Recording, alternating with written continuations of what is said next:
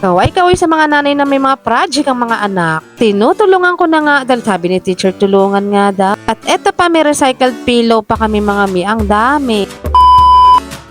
Magandang umaga, samahan niyo ako ulit sa aking ganap ngayong araw. Nagkape na nga pala kami mag-asawa niya at gising na nga si Papa Chuck niya. Aga nga daw siyang aalis parang at meron siyang ma-parking. Habang nagpapakulo pa ako ng baboy niyan, eto magkape-kape man tayo sa labas at umaambon yan mga mi.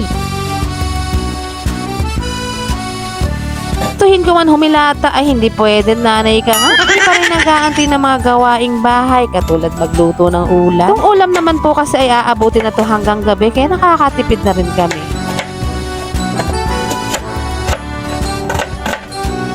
Isipan ko na lang magnilagang babo. Bagay na bagay sa malamig na weather ngayon. Comfort food ko rin naman. Forward, eto na nga, nakaluto na tayo at may gulay na rin. Dahil si Papa Chuck ang nauunang umalis, siya muna ang una kong inaasikaso. Kaya kahit gusto ko pang humiga, wala rin naman tayong choice at may inaasikaso rin tayo. Nagbabaon nga pala tong asawa ko hanggang lunch. Eto nga pala yung project ni Junakis, yung recycled pillow.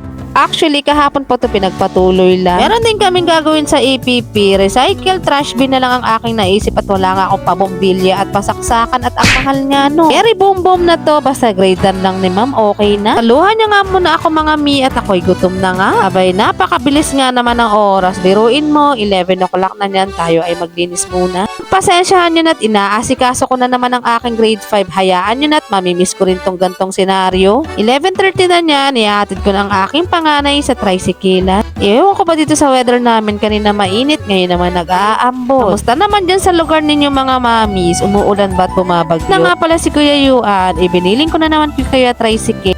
Cleaners nga pala kami kaya hindi naman ako masyado magmamadali mamaya papuntang school. Siya hanggang dito po muna. Salamat sa pagsama. God bless. Mag-iingat po kayo palagi.